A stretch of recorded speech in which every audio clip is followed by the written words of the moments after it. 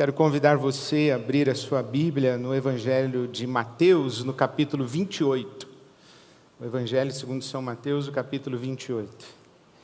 Eu nunca me surpreendo, mas eu sempre me impressiono com a resposta da nossa comunidade às nossas convocações para a solidariedade e a generosidade. Fico muito feliz e quero expressar minha gratidão a Deus e a gratidão a todo mundo que tem participado em oferecer uma gota no quanto é necessário de socorro e ajuda ao Rio Grande do Sul nessa tragédia indescritível. As imagens que nos chegam são de fato desesperadoras e basta que você se coloque no lugar de qualquer pessoa que ali está, para entender o que significa uma contribuição, um cobertor, uma pequena boneca para enviar a uma criança.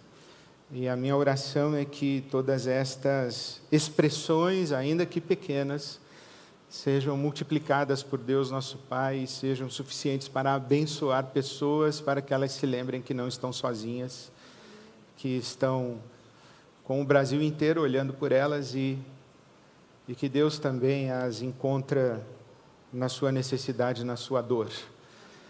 Eu creio que a luz que brilha longe, brilha mais forte perto, né? Então, por isso, também temos à nossa volta, não precisamos ir ao Rio Grande do Sul para encontrar pessoas sofrendo, pessoas com necessidades. À nossa volta nós temos, e graças a Deus pela nossa comunidade que é sempre solidária e generosa. Obrigado, Senhor. Obrigado, Senhor. Disse Jesus que mais bem-aventurada coisa é dar do que receber. Hoje nós estamos no lugar da maior bem-aventurança. E obrigado, Senhor, por esse privilégio, o privilégio de doar. Amém. Eu estou em Mateus 28. Leio a começar do versículo 16. Os 11 discípulos foram para a Galiléia, para o monte que Jesus lhes indicara. Quando o viram, o adoraram, mas alguns duvidaram. Aqui Jesus já está ressuscitado.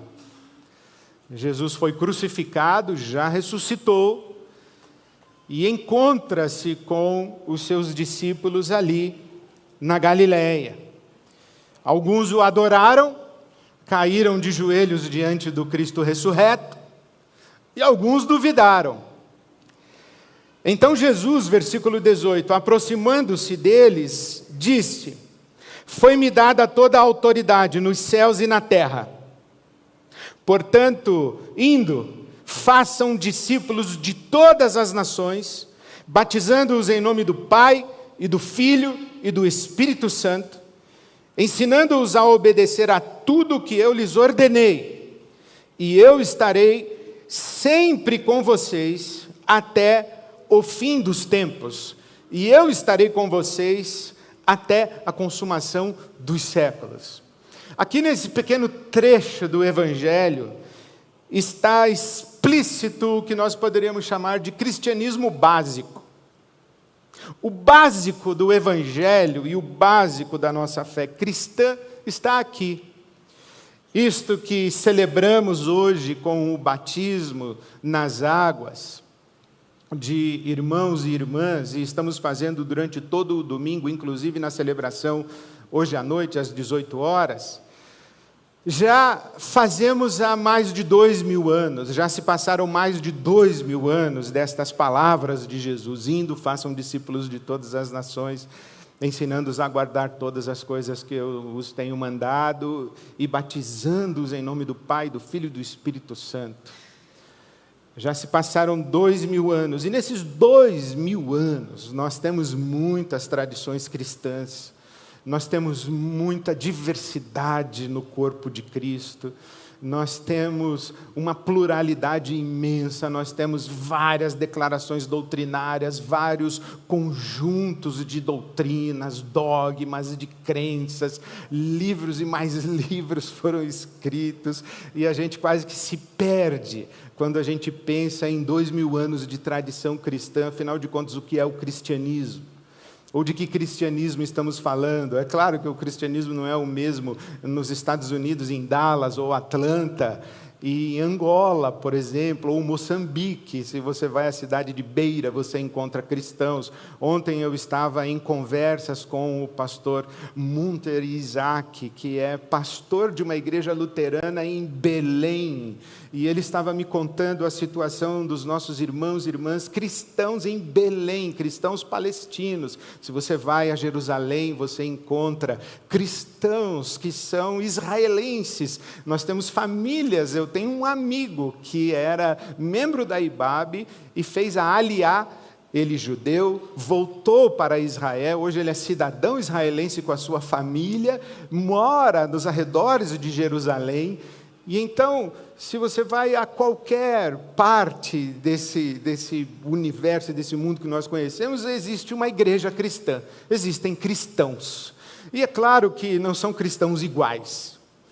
Tradições diferentes, culturas diferentes, origens étnicas diferentes, expressões litúrgicas e de culto diferentes. Se você pensa que todo culto é igual ao da IBAB, é claro que não é, você sabe disso, mas tem alguma coisa que une todas essas tradições e todas estas expressões da fé cristã ao longo dos anos, e não importa qual seja o contexto geográfico, social, histórico, onde esta fé se manifeste, e em que período da história, existe algo que nos amarra como uma só comunidade. A igreja de Jesus Cristo, o corpo vivo de Cristo, a fé cristã, tem um núcleo comum? Eu creio que tem, sim. E aqui nesse capítulo 28 que acabamos de ler do Evangelho, está muito explicitado, muito explícito esse núcleo comum a partir de 3 declarações de Jesus e de 3 afirmações de Jesus. Aqui nestas águas, hoje, nós olhamos para esse momento a partir de 3 prismas. Nós podemos olhar a partir do prisma do reconhecimento, o prisma do compromisso e o prisma da promessa. E esse reconhecimento, esse compromisso e essa promessa é comum a todos os cristãos de todos os lugares e de todos os tempos. Qual é o reconhecimento? O reconhecimento é: a partir da declaração de Jesus, toda a autoridade me foi dada no céu e na terra. Toda a autoridade me foi dada no céu e na terra. Quem desce a essas águas está dizendo: eu reconheço que toda a autoridade em todo o universo criado está nas mãos de Jesus de Nazaré, o Cristo de Deus crucificado e ressuscitado ao 3º dia. Toda a autoridade está. Eu creio e reconheço que Jesus, quando levantado da morte por Deus o Pai, quando ressuscitado, recebeu um nome acima de todo nome. E está posto acima de todo poder e autoridade, de todo principado, de toda potestade, de toda potência, humana ou espiritual. Toda a autoridade. Jesus tem autoridade, que ele inclusive demonstrou sobre os elementos do mundo natural. Jesus fez com que o mar se acalmasse, com que a tempestade parasse, cessasse. Jesus operou milagres e maravilhas, dando ordem às enfermidades. Jesus deu ordem aos espíritos maus, malignos, os espíritos das trevas que oprimiam os seres humanos, e Jesus os libertou. Jesus manifestou a sua autoridade sobre a morte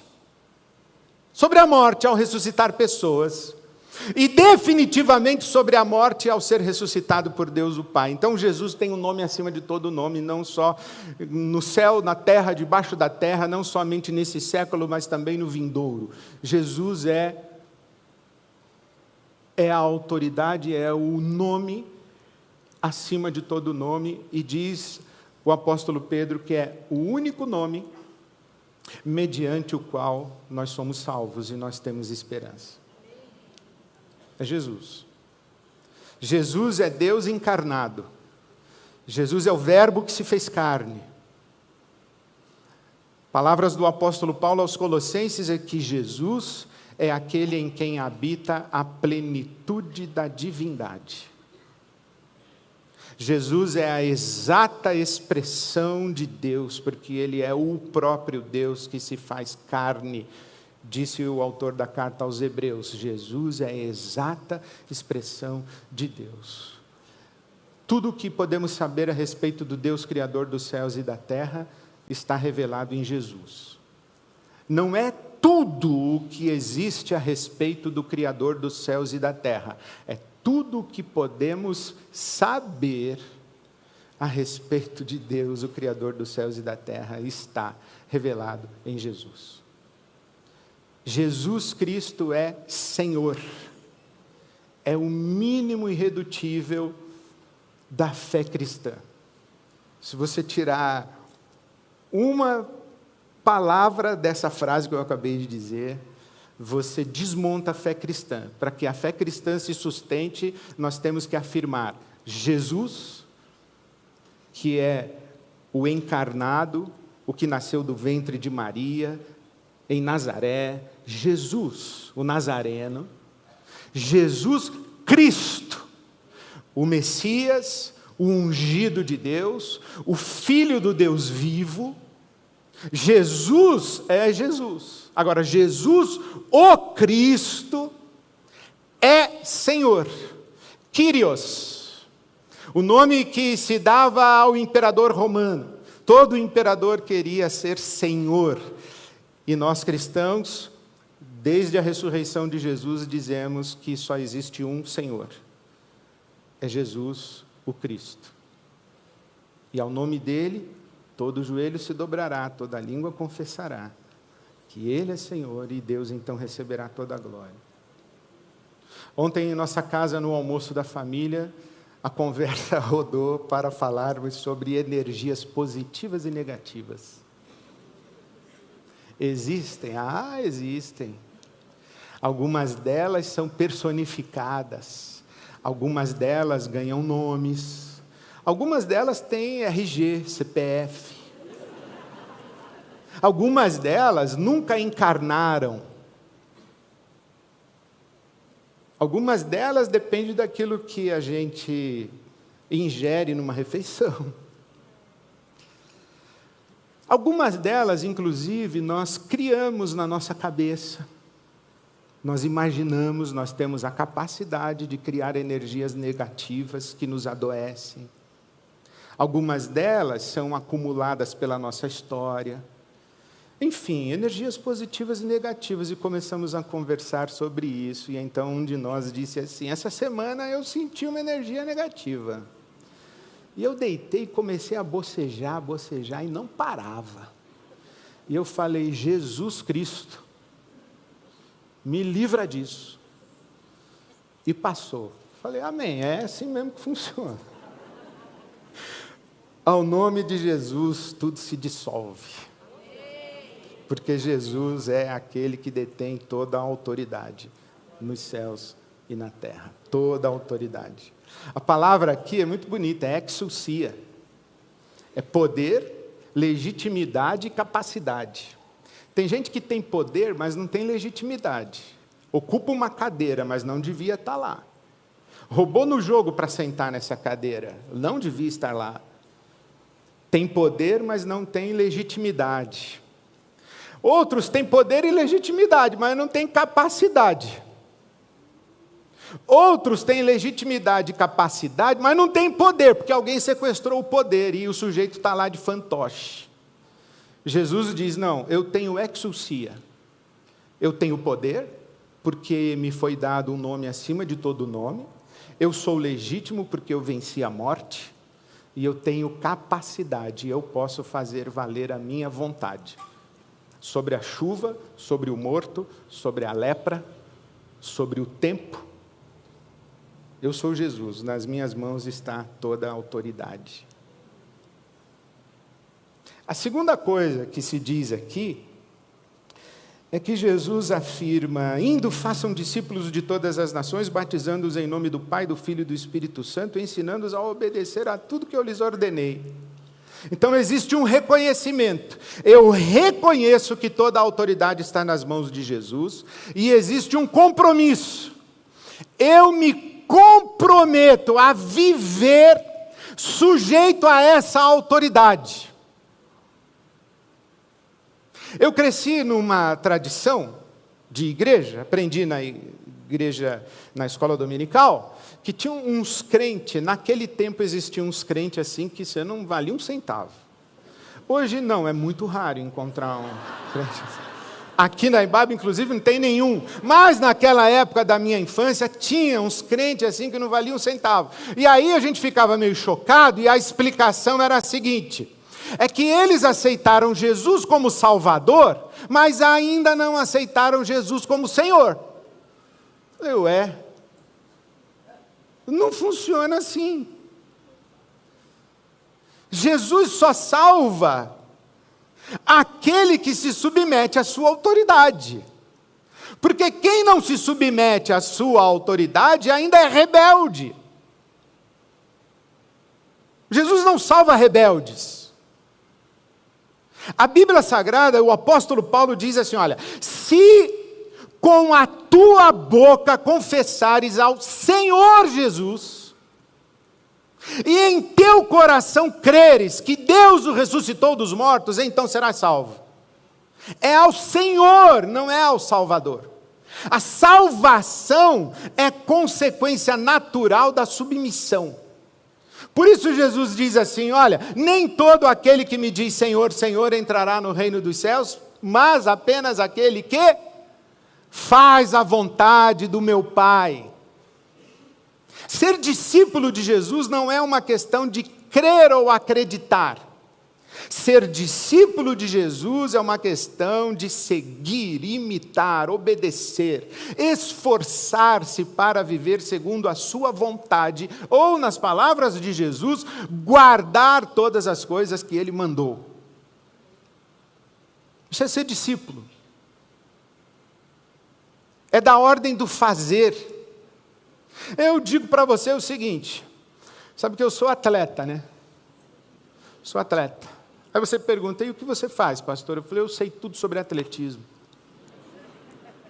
Tá, mas o que você faz? Eu sei tudo sobre dieta de um atleta. E o que você faz? Eu frequento os estádios e eu assisto tudo que é competição de atletismo. Tá, mas o que você faz? Não, você não é um atleta. Você é um admirador do atletismo. Você é um admirador dos atletas, porque atleta que é atleta, dorme cedo, faz dieta, malha, se cuida, faz alguma coisa. Existe uma grande diferença entre admiradores de Jesus e seguidores de Jesus. Discípulo não é um admirador. Discípulo é um seguidor. Há muita gente que admira Jesus. Jesus, inclusive, é um cara que tem índice de rejeição 0. O pessoal diz que o ruim é o fã-clube, mas Jesus é... Mas a questão não é essa, não é sermos admiradores de Jesus. É sermos seguidores de Jesus. A diferença do admirador é que o admirador é passivo espectador. O seguidor é imitador comprometido. O admirador levanta da cama preguiçosamente, liga a TV para assistir aquele a quem ele admira. O seguidor pula da cama cedo, bota o seu calção, põe o seu sei lá o quê e vai à luta. Entendeu já?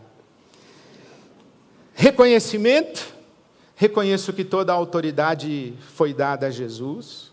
Compromisso, me comprometo a viver praticando todas as coisas que Ele ordenou. Eu estou engajado. E promessa. Quem desceu as águas hoje, pode levantar as mãos e dizer assim, eu recebo essa promessa, eu acolho, eu ouço essa promessa e sei que é para mim e ela é verdade na minha vida. E qual é a promessa? Estou com vocês todos os dias até a consumação dos séculos. O Evangelho não é uma doutrina, não é uma moral, não é um ritual. O Evangelho tem doutrina, porque existem coisas que nós cremos e outras que nós não cremos, coisas que acreditamos e outras que não acreditamos. O Evangelho tem moral, existem determinados comportamentos que refletem o caráter de Jesus e comportamentos que contrariam o caráter de Jesus. E o Evangelho tem ritual. Jesus disse que nós deveríamos dar esmola sem que a mão esquerda soubesse o que faz a mão direita, que nós deveríamos jejuar sem aparecer com olheira e ficar dizendo para todo mundo, estou em jejum.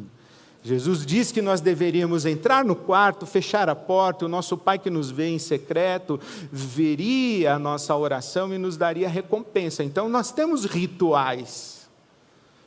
Mas o Evangelho não é um ritual, não é uma moral e não é uma doutrina. O Evangelho é uma relação com uma pessoa. Eu estou com você. Eu não sei se você se dá conta disso, que você pode falar com Jesus como se ele fosse exatamente essa pessoa que está sentada do seu lado. É assim que eu falo com Jesus. Como é que você fala com Jesus? Ele está vivo. Ele está conosco, sobre nós, entre nós, em nós. Então eu falo, Jesus, ajuda, Jesus, hoje está difícil. Estou com a dor nas costas, ainda fui fazer uns batismos lá de uns irmãos grandes. Eu falei, irmão, ajuda. Ajuda, irmão. Já pedi para Jesus, mas me ajuda aí. Eu falo com Jesus assim. Ele está comigo. Leio para você esse texto. Primeira Bíblia, eu ganhei da minha avó, Joana, em 1975, quando eu fui batizado nas águas. Eu fui batizado com 11 anos de idade. E a minha avó me deu uma Bíblia e ela disse, escolha um versículo para eu colocar na dedicatória. Eu tinha 11 anos, eu não sabia escolher versículo. Mas eu queria escolher um versículo que não fosse assim, Deus amou o mundo de tal maneira, tal. Ou o Senhor é meu pastor. Eu queria escolher um versículo, assim, versículo. E eu escolhi, profeticamente escolhi, João 14, 21 e 23. Olha só que eu escolhi. Eu acho que Deus me chama toda vez e fala, lembra que você escolheu? É isso aí, ó. Essa aí é a palavra minha para a sua vida. João 14, 21, quem tem os meus mandamentos e os guarda e os obedece, esse é o que me ama. E aquele que me ama será amado por meu Pai. E eu também o amarei e me revelarei a ele. 23, se alguém me ama, obedecerá a minha palavra. Meu Pai o amará. Nós viremos a ele e faremos morada nele. Esse é Mateus 28. Quem ama Jesus, e é só Jesus, reconhece que a autoridade está na mão dele, obedece a sua palavra. E o que ele faz? Se revela, faz morada e dá um abraço dizendo, eu te amo também. Na verdade, João, que escreveu essas palavras aqui, diz que nós somente o amamos porque ele nos amou primeiro. Esse é o Evangelho. É reconhecer que toda a autoridade está nas mãos de Jesus, é se comprometer a viver segundo as suas ordens, sim, Senhor, e desfrutar da sua doce companhia todos os dias. É acordar, abrir os olhos e dizer, bom dia, Jesus. Obrigado, Jesus. Sim, Senhor Jesus. E não é outra vida que nós queremos. Esse é o cristianismo básico. Eu queria que nós terminássemos cantando novamente a oração que nós já cantamos. Reina sobre o meu ser, sobre todo o meu viver e sobre o meu lar. És o autor da criação, o motivo da canção. Então vamos terminar tributando ao Senhor Jesus toda a honra, toda a glória, todo o louvor. Amém.